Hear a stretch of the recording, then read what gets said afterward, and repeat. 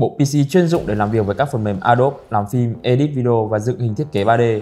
HH Workstation AMD Ryzen 9 5950X với bộ vi xử lý siêu khủng Ryzen 9 5950X 16x32 luồng, VGA RTX 3060 phiên bản gaming OC của Gigabyte, mainboard Asus TUF Gaming X570 Plus, tản nhiệt Thermalright Ultra 120 Extreme Rep 4 vô cùng chắc chắn, 32GB RAM cũng như 500GB SSD NVMe Gen 4 với tốc độ đọc ghi lên đến 5000 MB trên giây, và cũng không thể thiếu được bộ nguồn NZXT C750 đạt chuẩn 80 Plus Pro.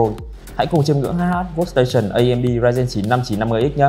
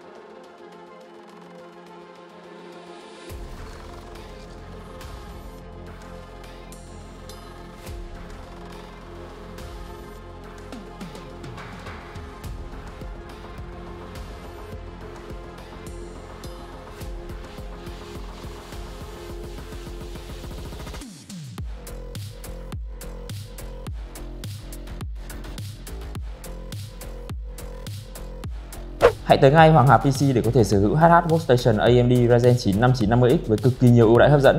Tham khảo ngay tại Hoàng Hà PC nhé!